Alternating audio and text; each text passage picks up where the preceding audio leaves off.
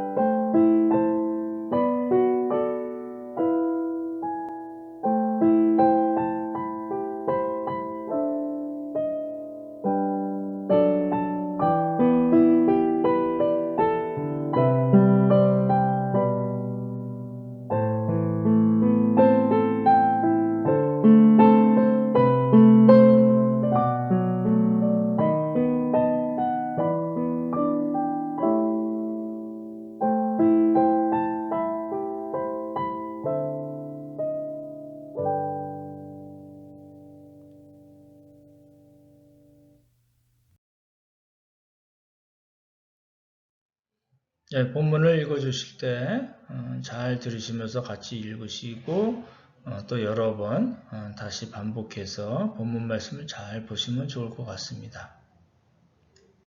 그날 밤에 여호와께서 기드온에게 이르시되 내 아버지에게 있는 수소 곧 7년 된 둘째 수소를 끌어오고 내 아버지에게 있는 바알의 제단을 헐며 그 곁에 아세라상을 찍고 또 이 산성 꼭대기에 내 하나님 여호와를 위하여 규례대로 한 제단을 쌓고 그 둘째 수소를 잡아 내가 찍은 아세라 나무로 번제를 드릴지니라 하시니라.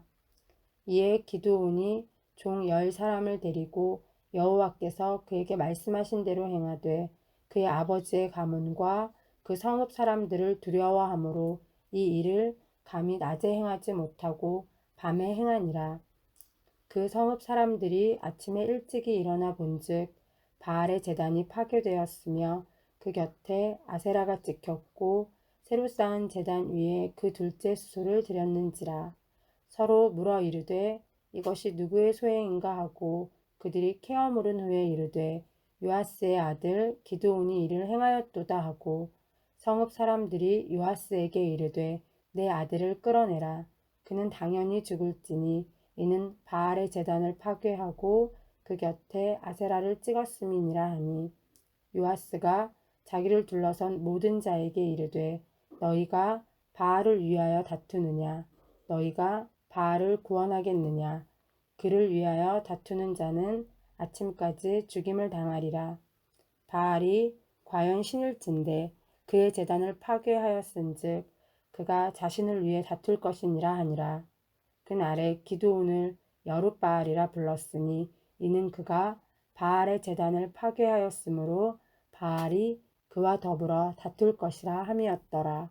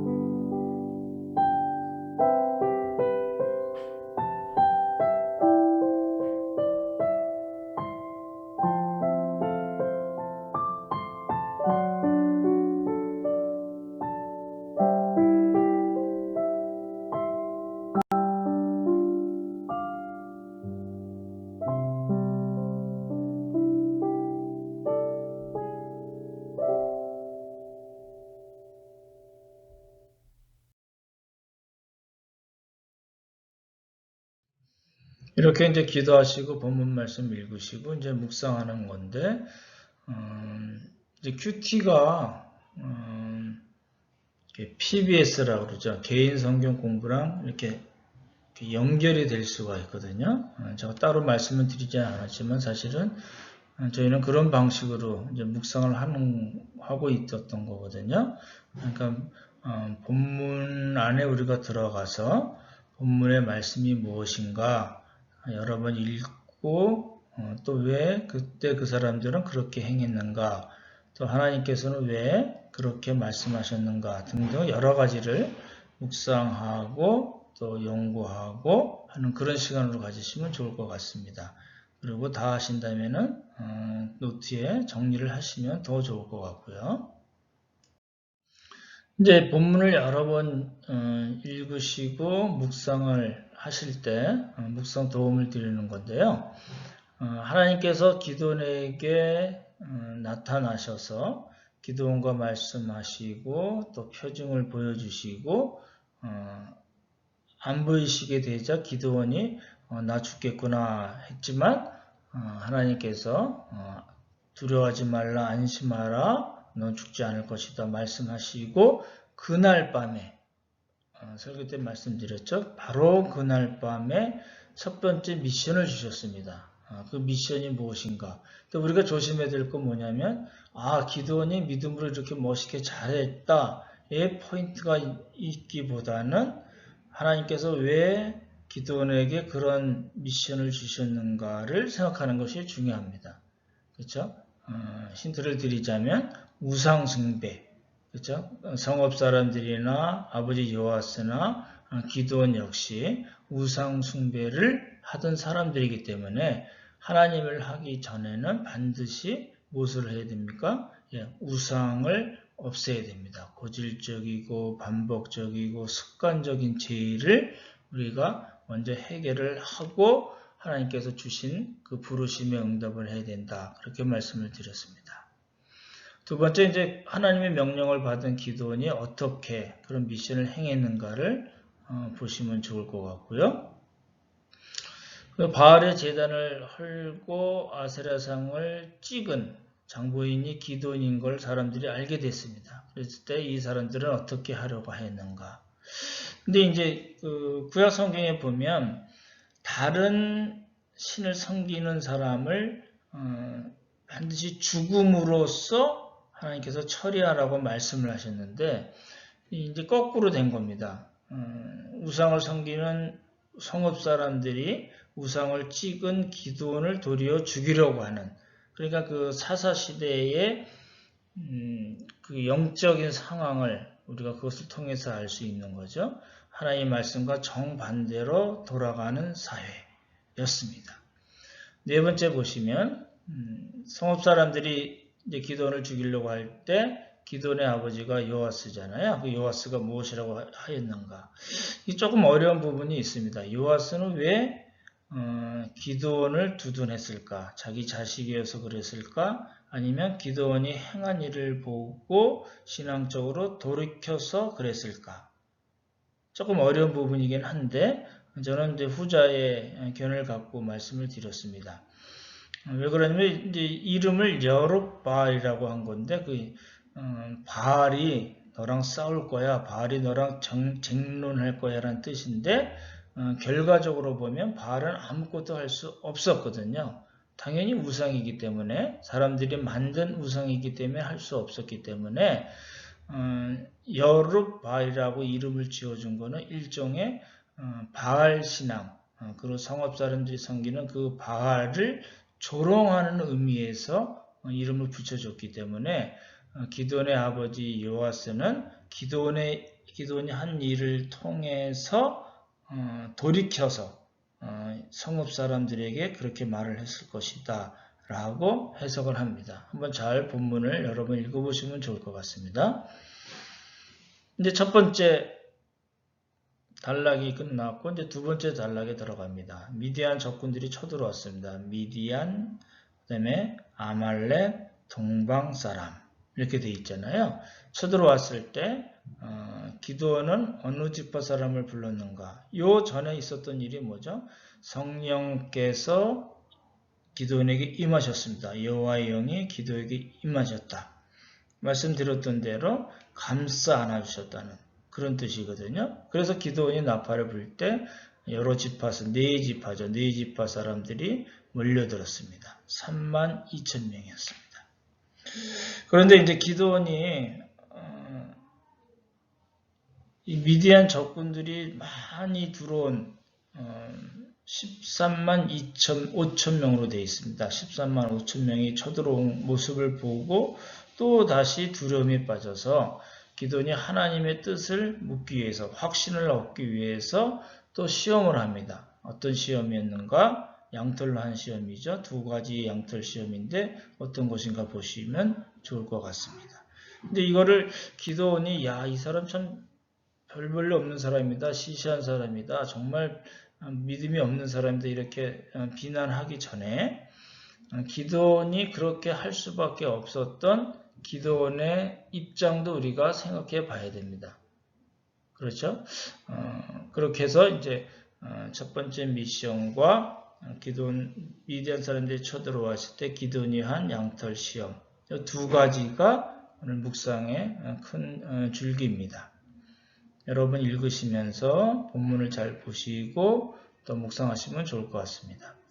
그럼 이제 우리의 신앙에 우리가 적용을 해야 되는데 우리의 신앙의 성공은 무엇 때문이고 또 신앙의 실패는 무엇 때문인가 명확해지는 거거든요. 우리가 나서서 내 힘으로 하면 반드시 실패하는 것이 신앙입니다. 하지만 우리의 연약함과 사악함을 인정하고 하나님께 의지해서 했을 때는 우리는 성공할 수 있다는 겁니다. 그러니까 성공과 실패의 가장 핵심이 그 근본 원인이 우리 자신에게 있지 않다라는 겁니다. 그걸 묵상하시면서 같이 보시면 좋을 것 같습니다.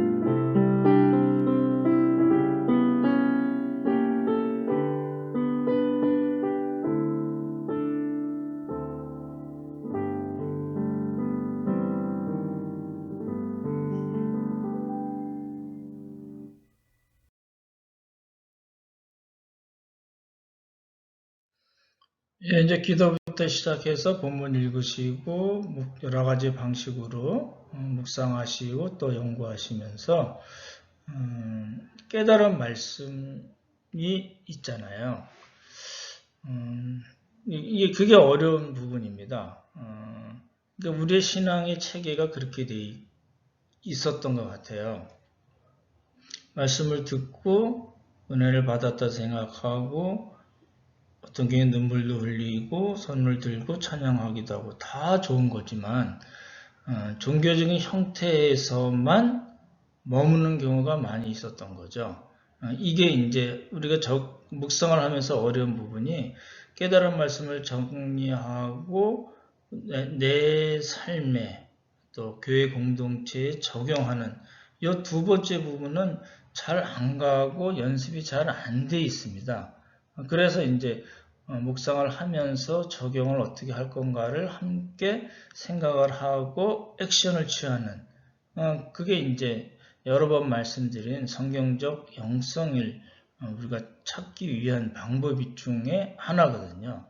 그래서 말씀을 잘 깨달게 해달라고 기도하시고 읽고 묵상하고 또 어떻게 적용할 건가를 생각하는 그런 과정이 필요하고 그리고 나서 또 성령님께 부탁드리고 우리의 삶과 사역에서 아주 쉽고 가능한 것, 어려운 거 이야기하는 것이 아니라 하나님께서는 우리의 수준에 맞춰서 요구를 하시는 거거든요. 그러니까 사람마다 다 다르지만 어찌됐든 간에 우리가 할 수 있는 그 부분부터 적용을 하는 겁니다.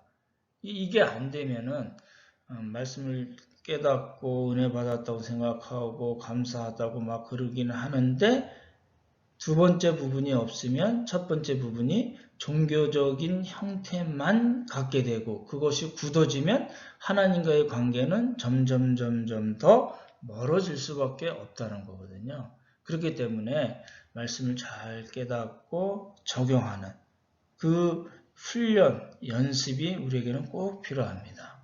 한번 도전해 보시기 바랍니다.